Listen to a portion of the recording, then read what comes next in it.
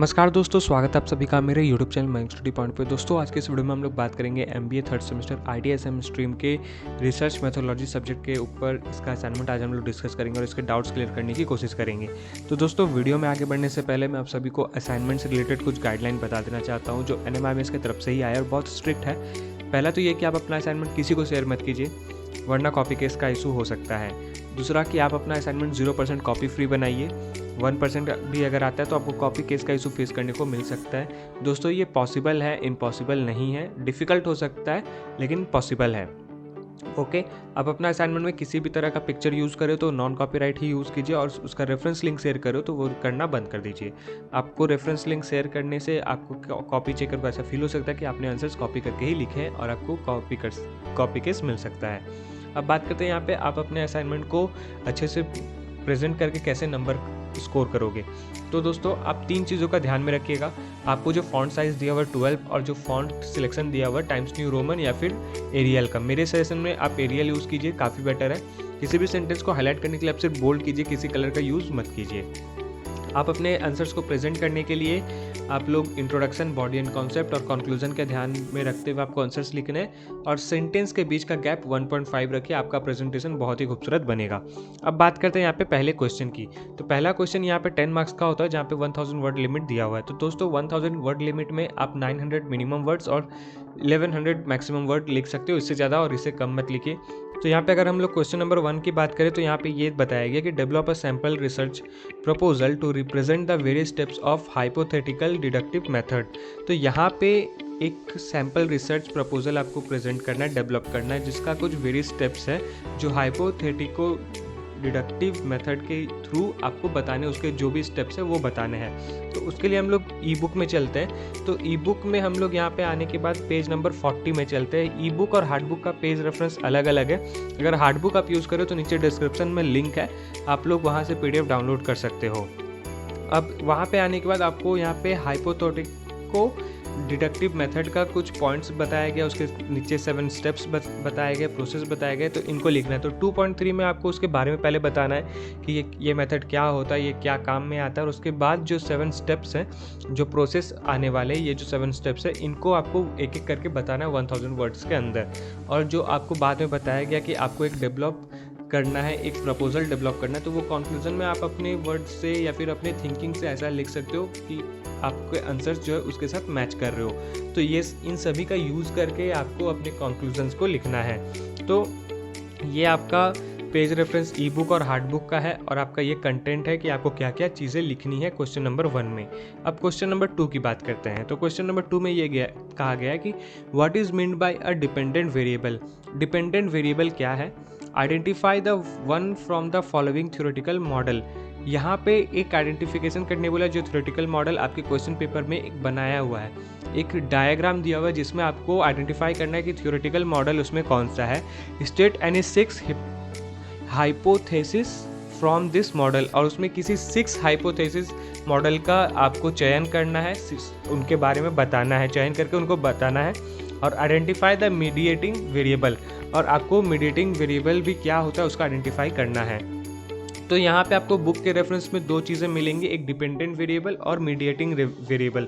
बाकी का जो क्वेश्चन है वो आपको आपके उस डायग्राम में ही दिया हुआ, आपको वो डायग्राम अपने से ही समझना होगा और उसमें उसको आंसर्स लिखने होंगे। तो डायग्राम के लिए आपको अपना पर्सनल क्वेश्चन पेपर जो आपके पास है उसका यूज़ करना होगा। यहाँ पर डायग्राम मैं नहीं लेकर आ सका, तो आपके लिए चलिए पहला जो क्वेश्चन है डिपेंडेंट वेरिएबल क्या होता है उसमें हम लोग बात करते हैं। तो उसके लिए हम लोग पेज नंबर 110 में चलते हैं। 110 के अंदर डिपेंडेंट वेरिएबल 5.3.1 के अंदर दिया हुआ है, जहाँ पे आपको इसे लिखना है और बताना है कि डिपेंडेंट वेरिएबल क्या काम में आता है, किस तरीके से ये काम करता है। तो आपको इसे पढ़कर इसे आपको अपने वर्ड में ही लिखना है। और उसके बाद फिर हम लोग चलते हैं 115 पेज नंबर में। तो 115 पेज नंबर में जब जाते हैं तो यहाँ पे हम लोग को मीडिएटिंग वेरिएबल के बारे में भी बताया गया जो 5.3.4 के अंदर है। तो इनको भी आपको पढ़ना है और इसे अपने वर्ड में लिखना है। ये बहुत ज़रूरी है आपको पढ़कर बताना और अपने वर्ड में लिखना। आप कॉपी कहीं से भी करोगे तो आपको कॉपी केस मिल जाएगा, चाहे आप एक्सटर्नल सोर्सेज का यूज़ करो या फिर अपना कोई पर्सनल बुक का यूज़ करो या फिर NMIMS के बुक को यूज़ करो। लिखना आपको अपने अनुसार ही अपने खुद के वर्डिंग में लिखना है। ओके, तो ये क्वेश्चन नंबर 2 जो है आपका लगभग सॉल्व हो गया और आपको 50% खुद उस डायग्राम से आइडेंटिफाई करके लिखने हैं। अब क्वेश्चन नंबर 3 के जानने से पहले यहाँ पे आपको मैं बता देता हूँ कि पेज रेफरेंस क्या क्या है और कंटेंट क्या है। अब क्वेश्चन नंबर 3 की अगर बात करें तो जहाँ पे 3A और 3B क्वेश्चन है, जहाँ पे आपको 500 वर्ड ईच आंसर्स लिखने हैं। तो पहला ये एक केस स्टडी है जहाँ पे ये बताया गया कि Zomato was listed on 23 July 2021 NSE में। अगर आप लोग स्टॉक में ट्रेडिंग करते हो तो आपको NSE और BSE के बारे में मालूम होगा, नेशनल स्टॉक एक्सचेंज और बॉम्बे स्टॉक एक्सचेंज, या फिर आप अदर किसी स्टेट में रहते हो तो वहाँ का कुछ एक अलग स्टेट का होता है। जैसे कि यहाँ पे मैं वेस्ट बंगाल में हूँ तो KSE है कोलकाता स्टॉक एक्सचेंज, या फिर CSE है कलकत्ता स्टॉक एक्सचेंज।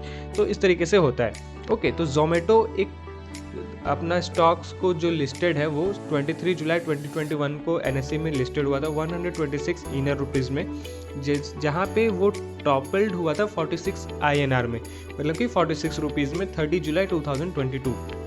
ये रिसेंट का है जहाँ पे उसका प्राइस 46 रुपीज़ में पहुँच चुका था। There has been a consistent decline, वहाँ पे एक डिक्लाइन, कंसिस्टेंट डिक्लाइन आपको देखने को मिला कि उसका प्राइस धीरे धीरे घट रहा है। In the revenue of Zomato and increases in loss, जहाँ पे उसका रेवेन्यू और लॉस जो है इंक्रीज होता जा रहा है, मतलब कि रेवेन्यू डिक्लाइन हो रहा है तो उसका लॉस भी बढ़ता जा रहा है। The customers have raised concern on poor quality of delivery, जिसका कारण ये हो रहा है कि कस्टमर वो बता रहे कि वो जो क्वालिटी रेज कर रहे हैं, यानी कि डिलीवरी कर रहे हैं, उसका क्वालिटी बहुत पुअर है, बहुत ख़राब है। वो जो डिलीवरी कर रहे प्रोडक्ट बहुत ही ख़राब है और वो अलग अलग तरीके का प्राइस भी चार्ज कर रहे हो, वो भी एक्स्ट्रा प्राइस। ऐसा भी नहीं कि छोटे मोटे, बहुत हाई प्राइस और एक्स्ट्रा प्राइस चार्ज कर रहे हैं। कि अगर जैसे मान लेते हैं कि आपको किसी ने डिलीवर करना है किसी को प्रोडक्ट, तो वहाँ पे जो डिलीवरी बॉय है उसको भी आप कुछ टिप देना चाहते हो, टिप दे दो। आपका एक्सटर्नल कुछ टैक्स लग रहा है तो वो दे दो, सर्विस टैक्स है तो वो दे दो। अलग अलग तरीके से यूज़ कर रहे हैं और उसमें चार्जेस ले रहे हैं। तो जोमेटो का गिरने का कारण यही सारा चीज़ था, जहाँ पे कस्टमर्स उनके ऊपर ऐसा ब्लेम कर रहे हैं। The manager is interested in identifying the issues related to customer and other stakeholders for decline in the trust in brand. अब जो मैनेजर है उसमें ये आइडेंटिफाई करता है ये सारा इशूज़ है कि इसलिए कस्टमर इस स्टॉक पे ज़्यादा ट्रेडिंग नहीं कर रहे हैं, या फिर इसके साथ बिजनेस नहीं कर रहे, इस एप्लीकेशन के साथ कुछ भी ऑर्डर नहीं कर रहे हैं। जहाँ पे जोमेटो वहाँ से वो ऑर्डर नहीं कर रहे, स्विगी या फिर डिफरेंट किसी प्रोडक्ट्स, डिफरेंट किसी कंपनीज़ या फिर सर्विसेज का यूज़ कर रहे हैं। तो इन सभी के कारण उसका जो स्टॉक होल्डर्स का जो होल्डिंग है वो डिक्लाइन हो रहा है और ख़राब हो रहा है। उसका ट्रस्ट, उसका ब्रांड भी ख़राब हो रहा है, क्योंकि अगर कोई कस्टमर अचानक से किसी कंपनी को छोड़ देता है तो वो कंपनी डूब नहीं लगती, और वो चीज़ यहाँ पर हो रहा है। तो यहाँ पे क्वेश्चन ये बनता है कि develop a questionnaire to survey the consumer and collect their response. अब आप यहाँ पे मान लीजिए वो मैनेजर हो और आपको एक क्वेश्चनरी सर्वे डेवलप करना है कस्टमर से उनके रिस्पॉन्स कलेक्ट करने के लिए। तो what factors might be responsible for decline in consumer satisfaction. तो आप कौन कौन से रिस्पॉन्सिबल क्वेश्चनरीज उनसे पूछेंगे, कौन कौन से उसके फैक्टर्स होने वाले जहाँ पे वो कस्टमर्स उस चीज़ को सेटिस्फाई करेंगे कि हाँ इसलिए ये प्रोडक्ट जो है घट रहा है, इसका डिक्लाइन आ रहा है। तो वो कौन कौन से चीज़ें हैं, कौन कौन से ऐसे सवाल है जो आप उससे पूछोगे। वैसे तो दोस्तों ये केस स्टडी यहाँ पे क्वेश्चन आपको खुद से बनाने होंगे, लेकिन फिर भी आपका एक पेज रेफरेंस यहाँ पे दिया हुआ है जहाँ से आपको एक छोटा सा एग्जाम्पल मिल सकता है कि आप ऐसे क्वेश्चंस बना सकते हो। ओके, तो हम लोग आगे देखते हैं। क्वेश्चन नंबर बी यहाँ पे ये पूछा गया कि identify some interview questions that you would use for deriving qualitative response. तो ये क्वेश्चन भी एक केस स्टडी जैसा है जहाँ पे आपको क्वेश्चन खुद से डेवलप करने हैं, लेकिन मैं फिर भी आपके लिए क्वेश्चन के लिए पेज रेफरेंस लेकर आया हूँ। वो वहाँ से आपको बस हेल्प मिलेगा, आप उसे बिल्कुल एग्जैक्ट मत समझ लीजिए कि वही आंसर हम लोग लिख सकते हो। ठीक है, तो वैसा कुछ नहीं है, आपको आंसर्स अपने हिसाब से ही लिखना है। Who will be ideal respondent for the interviewer.